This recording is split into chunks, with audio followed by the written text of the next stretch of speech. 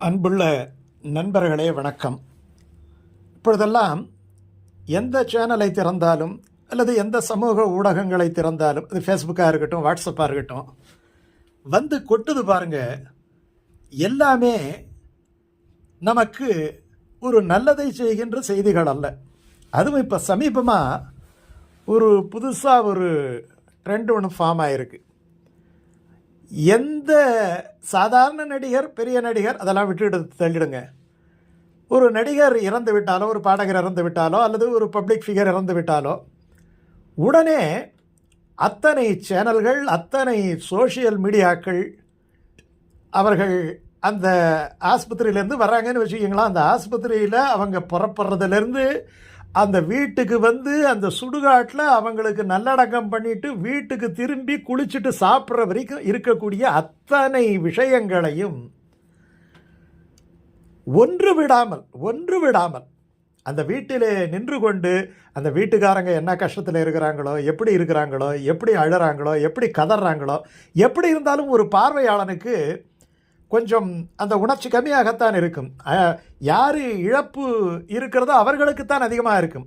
ஆனால் சில பேர் நிம்மதியாக அவர்களை அழக்கூட முடியாதபடிக்கு போய் ஆக்கிரமித்து, இன்னும் சொல்லப்போனால் இது ஒரு ஆக்கிரமிப்பு, அதில் வர்றவங்க போகிறவங்க கிட்ட எல்லாம் பேட்டி கேட்டு அவங்க எப்படி இருந்தாங்க, எப்படி சாப்பிட்டாங்க, இதில் சமூகத்துக்கு சொல்லப்படுகின்ற ஒரு செய்தி என்ன, அதை மணிக்கணக்காக இந்த ஊடகம் மாற்றி அந்த ஊடகம் மாற்றி, காரணம் என்ன அப்படி என்று சொன்னால், அவர்கள் இதிலே காசு பார்க்கிறார்கள்.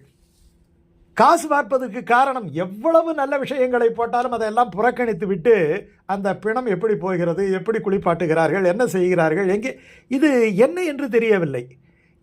இதனுடைய அர்த்தமே புரியவில்லை. ஒரு காலத்தில் ஒரு செய்தியாக வரும், நமக்கு ஐயோ நல்ல நடிகர் போய்விட்டார், அவருடைய ஆத்மா சாந்தி அடையட்டும், அதோடு விட்டு விடுவோம்.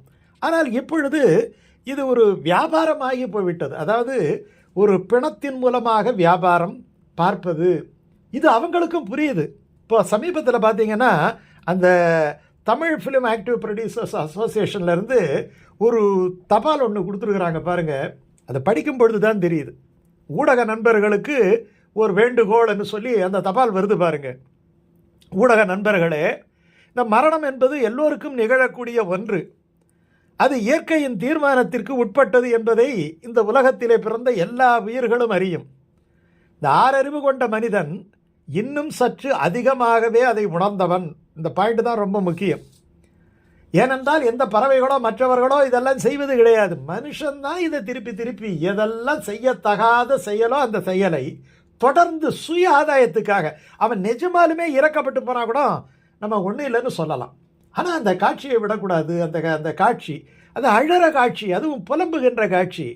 ஒரு விபத்து இருக்கட்டும், அதை விட ரொம்ப மோசம் என்னன்னா, இந்த சிசிடிவி கேமரா காட்சியில் யாராவது ஒரு ஆளை வெட்டுகிறார்கள் என்று சொன்னால் அதை அப்படியே காண்பிக்கிறார்கள்.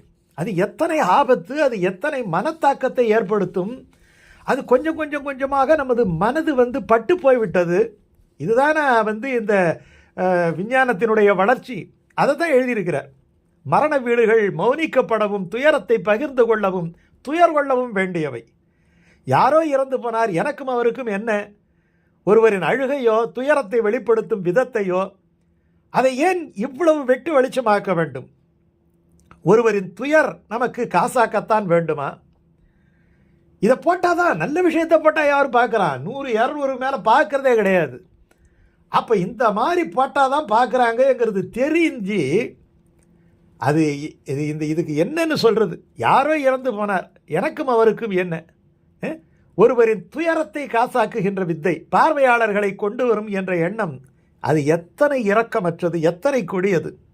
நாம் மற்றொருவரின் மரணத்தையோ இயலாமையையோ கொண்டாடும் மனநிலைக்கு இது ஒரு ரொம்ப பிறை நிலைன்னு சொல்லுவாங்க. இது ஒரு மாதிரியான ஒரு சைக்காலஜிக்கல் இன்பேலன்ஸு, ஒரு மாதிரியான விஷயம். இது ஒரு மாதிரியே பட்டுப்போன விஷயம்.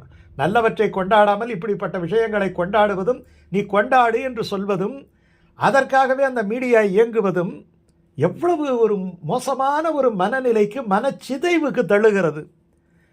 ஊடகங்களின் கார்கள் உள்ளேயும் நடுவீட்டிலும் அஞ்சலிக்காக வைக்கப்பட்டிருக்கும் உடலை அது ஏன் படம் பிடிக்கணும்?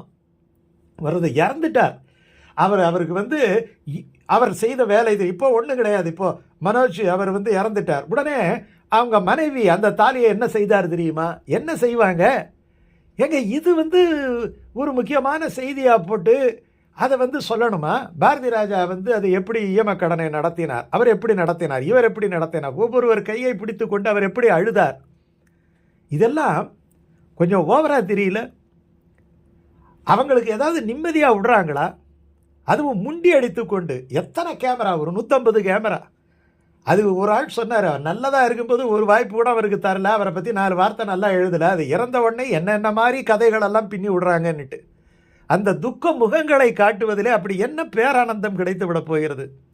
இனி வரும் காலங்களில் இந்த ஊடக அனுமதி வந்து இந்த இறப்பு வீடுகளில் கூடவே கூடாது என்பதை முன்னெடுக்க வேண்டும். அவங்க ஒத்துக்காட்டி போனால் இவங்க எல்லாம் வரப்போகிறது கிடையாது. இதை வந்து இவங்க யூனிட்டாகவே செய்யணும். இதெல்லாம் ஒரு செய்தியாக போடுறோம், இவர் இறந்து விட்டார், ஒரு நிமிஷம் அதை காமிக்கிறோம், அதோட முடிஞ்சு போயிடணும். இது அனைத்து பத்திரிகையாளர் சங்கங்களும் பத்திரிகை தொடர்பாளர் யூனியனும் இணைந்து இதற்கு ஒரு நல்ல தீர்வை காண்பார்கள். நாட்டில் நல்ல விஷயம் நடக்கிறதுக்கு தானே இவங்கெல்லாம் ஒன்றா கூடி பேசுகிறாங்க. அதனால் இதை இவங்க செய்யணும். அந்த நம்பிக்கை உள்ளதுன்னுட்டு இவர் தப்பால் எழுதியிருக்கிறார்.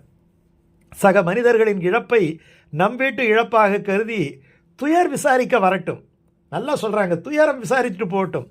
கையில் கேமரா இல்லாமல் வர்றதே கேமராவோட தானே வர்றாங்க. இனி வரும் காலங்களில் இச்செயல் முற்றிலும் தவிர்க்க நடவடிக்கை எடுக்குமாறு அனைத்து ஊடகங்களுக்கும் முன் தமிழ் திரைப்பட நடப்பு தயாரிப்பாளர் சங்கம் வேண்டுகோளை விடுக்கிறதுன்னு சொல்லியிருக்கிறார். ரொம்ப அற்புதமான செய்தி. எவ்வளவு நேரம், எங்க 2 மணி நேரம் 3 மணி நேரம். அது மட்டும் இல்லை, அதனுடைய தொடர் அடுத்தடுத்த நாள் அவங்க என்ன பண்ணாங்க, இவங்க என்ன பண்ணாங்கன்னு ஒரு சென்சேஷனை கிரியேட் பண்ணி அதில் பார்த்தீங்கன்னா ஒன்றும் இருக்காது. எத்தனையோ நல்ல விஷயங்கள். மனித வாழ்நாள் ரொம்பவும் குறுகியது, அதில் எப்படிப்பட்ட ஒரு அக்கப்புறம் தானே அதில் மிஞ்ச வேண்டும். இறந்துட்டாங்க, கரெக்ட், ஒரு வருத்தமான செய்தி. ஒரு காலத்தில் வெறும் பிரிண்ட் மீடியா இருக்கும்போது அப்படி தானே இருந்தது.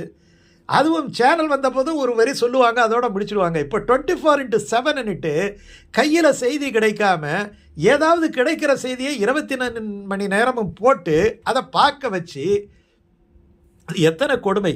எவ்வளவு நல்ல விஷயங்கள் இதனால் கெட்டு போயிடுது. யோசனை பண்ணி பார்க்கணும்.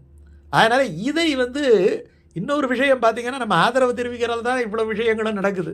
இது பார்வையாளர்கள் குறைஞ்சிட்டோம்னா இது நடக்கவே நடக்காது. அது எப்படி இருக்குதுன்னா, ஏன் குடிக்கிறான், குடிக்காதவன் இருந்தால் டாஸ்மார்க் மூடிட்டு போகிறான்னு சொல்கிற மாதிரி இருக்குது. இதுவும் நடக்க போகிறதில்ல, அதுவும் நடக்க போகிறதில்லங்கிற மாதிரி தான் இருக்குது. இருந்தாலும் கொஞ்சமாவது இதை யோசனை பண்ணணும். இது அடுத்த தலைமுறை ரொம்ப மோசமான நிலைக்கு மனச்சிதைவுக்கு போயிடாமல் காப்பாற்றணுங்கிறதுக்காக தான் இந்த பதிவு.